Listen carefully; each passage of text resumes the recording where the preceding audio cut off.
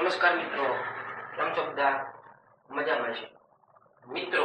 આજે આપણે ધોરણ 10 વિષય ગણિત પ્રકરણ 13 આંકડાશાસ્ત્રમાં આપણે સ્વાધ્યાય 13.3 માં પ્રશ્ન નંબર 3 પહોંચ્યા છે મિત્રો. આ કઈની રકમ છે. રકમની અંદર તમે જુઓ તો આપણે મેળવવાનું છે માહિતીનો મધ્યસ્થ. અત્યાર સુધી આપણે મધ્યસ્થ મેળવતા શીખ્યા, પણ કેવી રીતે? તો અહીંયા જે વર્ગ હતા, પણ આ દાખલામાં અહીંયા વર્ગ આપેલા નથી, પણ આપણે અહીંયા વર્ગ બનાવવો. ઈ પાછા કયા? સતત વર્ગ. સતત વર્ગ એટલે શું? તો કે બંને વર્ગ વચ્ચેનો તફાવત હંમેશા સમાન જ હોય. તો અહીંયા તમે જુઓ તો અહીંયા 100 પોલીસ ધારકોની ઉંમર છે, એટલે કે કુલ સંખ્યા કેટલી છે? 100. ઈ ઉંમર અહીંયા આપી છે 20 થી લઈને ઓછી ઉંમર વાળા વ્યક્તિ કેટલા હતા? 2. 20 થી ઓછી ઉંમર વાળા વ્યક્તિ હતા 2. અહીંયા કીધું છે 18 વર્ષથી વધુ, એટલે કે જે પોલીસ ધારકો છે એમની ઉંમર કેવી છે? 18 થી વધારે. બરોબર. તો અહીંયા કીધું છે 18 થી લઈને 20, પણ અહીંયા એવું કીધું છે 18 થી વધુ અને 20 થી કેવી પાછી? ઓછી. એનો મતલબ આપણે વર્ગ બનાવીએ 18 થી લઈને 20.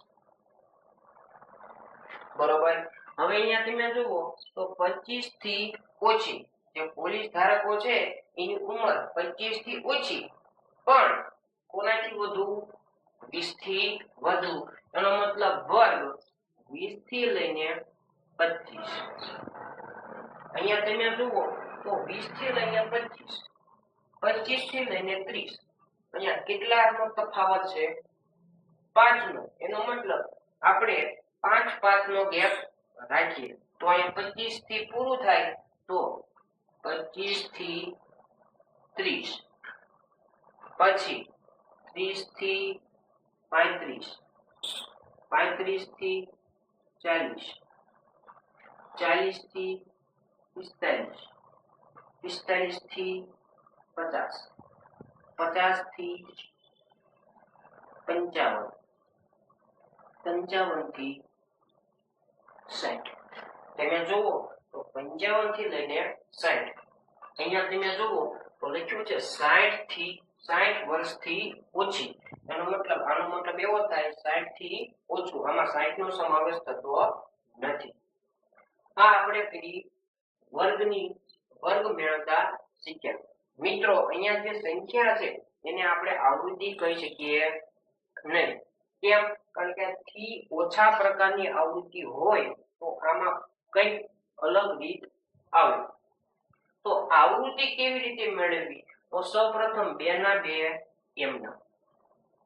સૌપ્રથમ આવૃત્તિ મેળવવા માટે 2 ના 2 એમના. હવે આ જે સંખ્યા છે કઈ? 6. 6 માઈનસ થી ઓછા પ્રકારનું દાખલા આવે એટલે અહીંયા માઈનસ મૂકવાના. 6 માંથી કેટલા બાદ કરવાના? 2. એટલે 6 માઈનસ 2 બરાબર 4. હવે આપણે મેળવવું છે આ બોક્સ. ઈ કેવી રીતે મળે? તો કે 24 માંથી 6 બાદ કરો. 24 માઈનસ 6. 24 માંથી 6 જાય 18. હવે 45 માંથી કેટલા બાદ કરવાના? 24. 45 માઈનસ 24 બરાબર 5 માંથી 4 જાય તો 1, 4 માંથી 2 જાય તો 2, 21. આ બોક્સ કેવી રીતે મળે? તો કે 78 માંથી 45 બાદ કરવા. 78 માઈનસ 45 બરાબર 8 માંથી 5 જાય 3, 7 માંથી 4 જાય 3. હવે આપણે આ બોક્સ મેળવવું છે. હવે 78 નો વારો આવી ગયો. હવે એના પછી સંખ્યા 89. 89 માંથી 78 બાદ કરવાનો. 89 માઈનસ 78. 9 માંથી 8 જાય તો 1, 8 માંથી 7 જાય તો 1 11. હવે આ બોક્સ મેળવવા માટે 92 માંથી 89 બાદ કરો. 92 માઈનસ 89. 92 માંથી 89 જાય 3. હવે 98 માંથી 92 જાય 98 માઈનસ 92 બરાબર 98 માંથી 92 જાય 6. હવે 100 માંથી 98 જાય 100 માઈનસ 98 બરાબર 2. આ વાત થઈ આપણે આવૃત્તિ કે જે આપણા રકમમાં હતી નહીં એને આપણે મેળવી. કેવી રીતે? ઓકે, આ સંખ્યા લખવાની, પછી 6 માંથી 2 બાદ કરવાના, પછી 24 માંથી 6 બાદ કરવાના, પછી 45 માંથી 24 બાદ કરવાના. આવી રીતે આપણને આવૃત્તિ મળે. હવે આપણે મેળવ્યું છે CF એટલે સંચય આવૃત્તિ.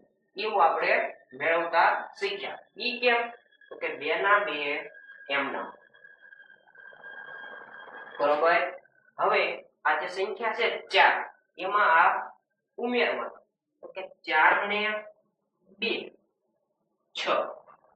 હવે 18 માં 6 ઉમેરવાનું.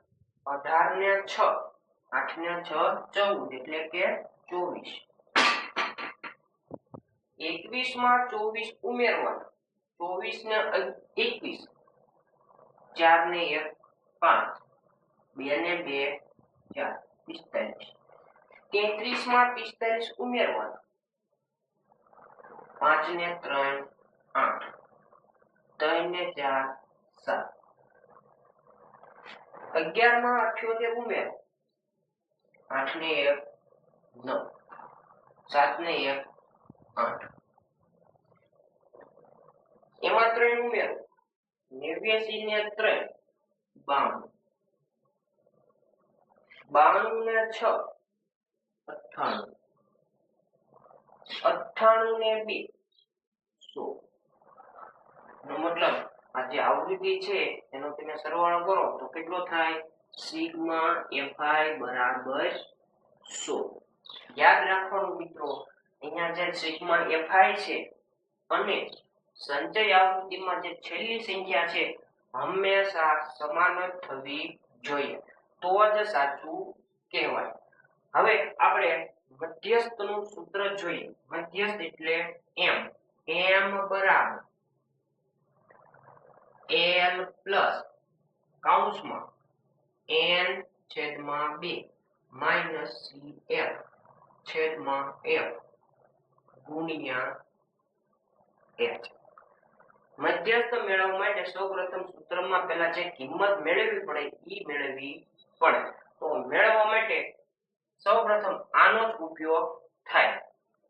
n છેદમાં 2. n છેદમાં 2 એટલે તો n એટલે તો કે કુલ સંખ્યા કેટલી છે? 100. 100 ના છેદમાં 2 બરાબર 50. હવે આનો જવાબ છે n છેદમાં 2 50. હવે ઈ 50 છે ઈ સંચય આવૃત્તિમાં જોવાનું. 50 સંખ્યા છે એના પછી એટલે કે 50 કોની અંદર સમાવેશ થાય? તો કે 45 છે. 45 પછી 50 આવે ને? હા, એનો મતલબ કયા વર્ગમાં સમાવેશ થશે? 78 વાળા. 78 વાળું એટલે 35 થી લઈને 40 વર્ગ.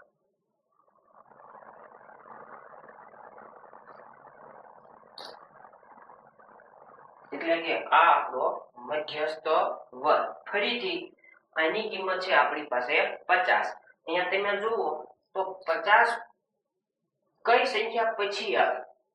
તો કે 50 45 પછી આવે. હા, એનો મતલબ સંખ્યા કઈ લેવાની? 78. ઈ આપણો વર્ગ. બરોબર. 35 થી લઈને 40. આમાં આપણને થોડી કિંમત મળી. આપણી પાસે હવે l છે.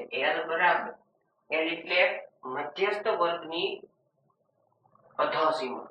તો મધ્યસ્થ વર્ગ કયો? વર્ગ છે 35 થી 40 પણ એમાં અધોસીમા 35. હવે આપણે જોઈએ છીએ CF. CF એટલે સંચય આવૃત્તિ, એટલે કે 78 છે એના ઉપરની સંખ્યા કઈ 45. ઈ થાય આપણી CF 45. હવે જોઈએ છીએ F, એટલે કે જે વર્ગમાં સમાવેશ થાય. કયો વર્ગ સમાવેશ થયો? 35 થી લઈને 40. એની આવૃત્તિ કેટલી? 33. આ થઈ F ની કિંમત 33. હવે જોઈએ છીએ આપણે H. H એટલે વર્ગ લંબાઈ. વર્ગ લંબાઈ એટલે ઉર્ધ્વ સીમા માઈનસ અધો સીમા.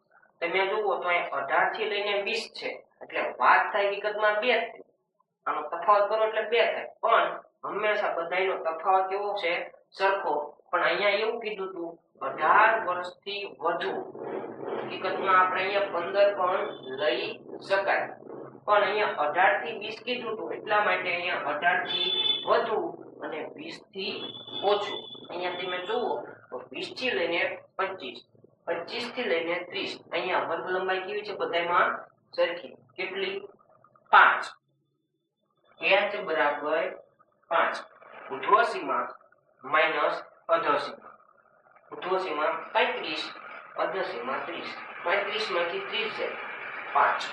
40 માંથી 35 જાય 5. હવે આપણે આ સૂત્રમાં કિંમત મૂકીએ. L ની કિંમત 35 પ્લસ કૌંસમાં n છેદમાં 2 ની કિંમત 50. 50 માઈનસ CF 45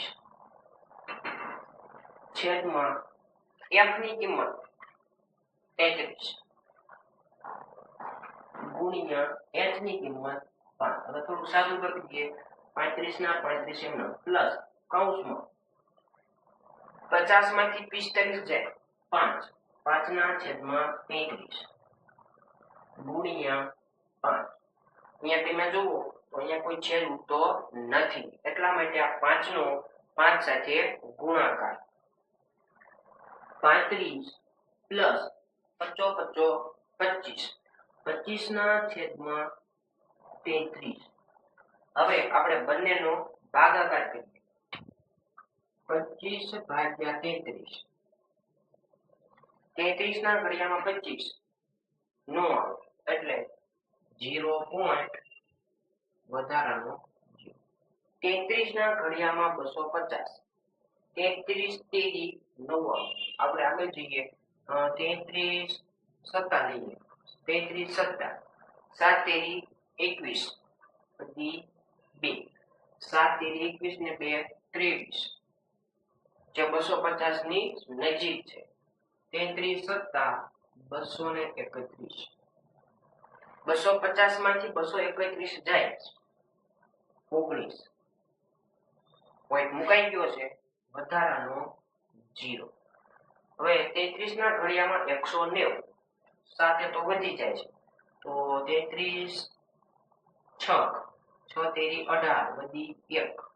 6 તેરી 18 ને 1 19. 198 વધી જાય છે, તો 33 50. 5 તેરી 15 વધી 5 તેરી 15 ને 1 16. 33 50 165. 0 માંથી 5 જાય ન જાય 10 બાજુમાંથી જાય તો 8. 10 માંથી 5 જાય 5. 8 માંથી 2 જાય 8 માંથી 6 જાય 2. 1 માંથી 1 જાય તો 0. પોઈન્ટ મુકાઈ ગયો છે, ફરીથી વધારાનો 0. 33 ના ઘડિયામાં 250. તમે જુઓ તો 33 સત્તા 231.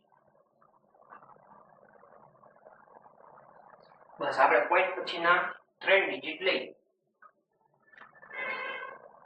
35 પ્લસ 0.757. હવે બંનેનો સરવાળો કરીએ તો m બરાબર 35.75 7.